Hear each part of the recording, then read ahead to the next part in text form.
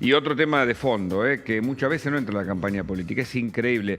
Dicen que la educación no da votos, pero la educación argentina está en crisis. 6 de cada chicos pobres no tienen nivel de lectocomprensión. Vamos a hablar con Gustavo Sorsoli, ustedes saben que es una autoridad en materia educativa y es parte del Observatorio de Argentinos por la Educación. ¿Qué tal, Gustavo? Buen día, ¿cómo le va? Gracias por el contacto. Hola, ¿cómo están? Buenos días. Gracias por la comunicación. Primero esta referencia, a ver si usted... que no entren en la campaña, que no sea un tema fuerte el de la educación. ¿Implica que la Argentina tiene un horizonte tan corto que no es capaz de pensar más allá de un año, de un mes o alguna familia de 24 horas para sobrevivir?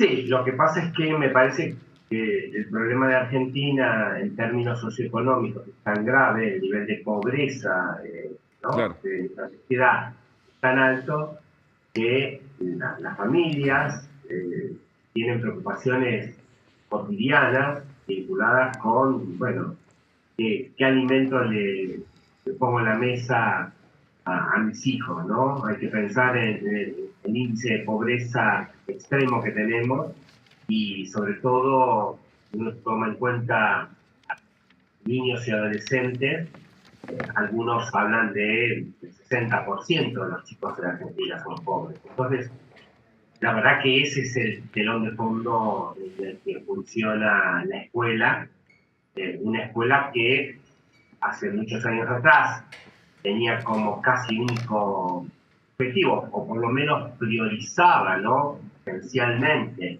la enseñanza, y hoy hace un montón de cosas que, bueno, que no hacía, y creo que hemos perdido el foco en ese aspecto. Los últimos 2 estudios del observatorio muestran que tenemos un grave problema en la escuela primaria. Hace mucho tiempo que veníamos hablando de las dificultades de la escuela secundaria y de la necesidad de reformarla, pero no habíamos puesto atención especial en la escuela primaria. Bueno, y este informe nos dice algo que nos tiene que hacer pensar seriamente, ¿no?, en el futuro de Argentina. Por un lado, a nivel general del país, el 46% de los chicos de tercer grado no sabe leer y escribir, cuando en 3 años deberían estar alfabetizados, pero como siempre, los sectores más vulnerables, ¿sí?, las familias, chicos de familias más pobres, se ven más afectados, porque ese índice alcanza más del 60%. Entonces ahí tenés 6 de cada 10 pibes efectivamente no tienen estas herramientas básicas para seguir progresando. Bueno, En estos días, Gustavo, escuchaba una reflexión que tal vez corresponda o no en este caso, en donde se habla tanto de la conurbanización de la Argentina. Es decir, que quien gane, digamos, si sumáramos los votos de La Matanza, Ituzaingó, Merlo y algún otro partido, quien gana ahí, gana una elección nacional. Por lo tanto, hay que sostener ese sector empobrecido y marginal para seguir dando elecciones. Y en este contexto aparece el populismo como un fenómeno, por ejemplo, que se manifiesta en lo educativo, en el que hay que aprobar a todos, sepan o no sepan. Esto es muy peligroso, no sé si comparte la idea, pero me parece que también explica el fenómeno, ¿no? Sí, efectivamente, lo que nos pasa es que no estamos pudiendo educar a los chicos en general. Y claro, en los sectores muy populosos, donde los porcentajes de pobreza son muy fuertes, ese trabajo es mucho más complejo, ¿no? Y nosotros tenemos que, de alguna vez, resolver la cuestión, digamos. Ya no depende de un partido político, ¿no?, de una alianza. ¿No? A ver, nos deberíamos No, proponer pero por eso, como sociedad. Gustavo, pero por eso le digo, muchas veces las sociedades nos explicaban, por ejemplo, Durkheim, etcétera, ¿no?, comparándola con el cuerpo humano, actúan de manera funcional a su forma, ¿no? Es decir, como una forma de Sí, sostenimiento de ese sector que permite ganar la elección, surge, digamos, un líder populista, como pueden surgir otros, para sostener ese sector, ¿no?, al que hay que darle de comer, pero no importa si se educa o no, porque la prioridad no es la educación, además. no, en nuestro país esto se ve hace, te diría, más de 20 años. Por eso. Nosotros venimos en una pendiente hacia abajo en términos de los aprendizajes de nuestra población. Y eso no ha cambiado. Es más, nos pasan dos cosas, no solamente en las comparaciones, ¿sí?, con los países de la región, porque no estamos haciendo comparaciones con Finlandia ni con Japón, estamos haciendo comparaciones con países que están mejorando en los últimos tiempos, en los últimos 10 años, como Brasil, como Perú, ¿sí? Es decir, países que tienen situaciones bastante comparables con la nuestra. Pero además de perder posiciones en relación con esos países, además perdemos en nuestra comparación, en nuestra historia, es decir, venimos teniendo peores resultados a medida que pasan los años. Bueno, una población más empobrecida desde el punto de vista educativo, ¿en qué se refleja? Y bueno, en que jóvenes con un futuro ya, porque uno no lo piensa en el día a día, ¿no? En 10 años, en 15 años, van a tener peores puestos de trabajo o no van a tener trabajo.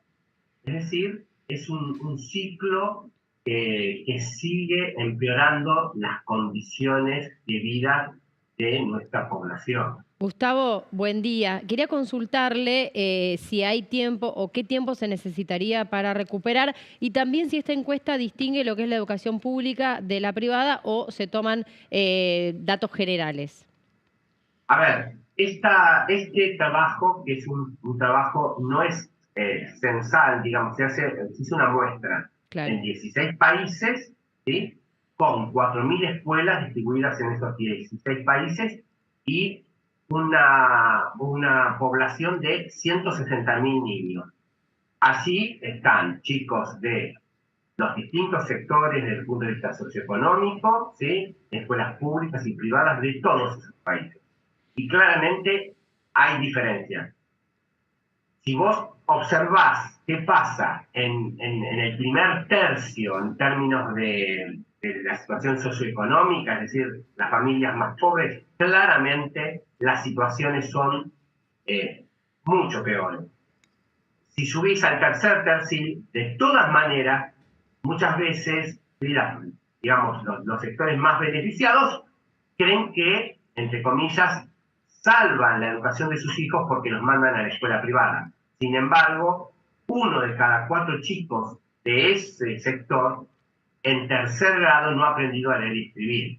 Es decir, aquí no es solamente una cuestión de que Económica. los pobres, digamos, se perjudican. Nos perjudicamos en general todos. Por supuesto que la magnitud, ¿sí?, del perjuicio es muy superior en los sectores vulnerables. A ver, la primera pregunta que me hacías estaba vinculada a, bueno, ¿cómo se resuelve esto? Bueno, se resuelve con una política de transformación, ¿sí?, en la escuela primaria, no solamente, digamos, en términos de inversión, sino que hay que darles nuevas herramientas metodológicas a los maestros para el tema de la alfabetización inicial. Ese es el elemento crucial. Evidentemente nosotros llevamos unos 30 años aplicando una teoría vinculada a cómo enseñar a leer y escribir, y los resultados no solamente no son buenos, sino son cada vez peores. Entonces hay que revisar esto, y esa política tiene que ser una política de acuerdo y que trascienda 1 o 2 gobiernos, porque los argentinos nos caracterizamos ¿no?, en esto, ¿no? Viene un gobierno y muchas veces borra los proyectos políticos que tenía el anterior y así sucesivamente. Es decir, no tenemos una continuidad en términos educativos. Y eso redunda en que tengamos estos resultados. Gustavo Sorsoli, muchas gracias. Vamos a seguir con este tema, es muy importante. Le agradecemos el contacto. Un abrazo. Muchas gracias a ustedes por la comunicación. Hasta pronto. Pasaron algunos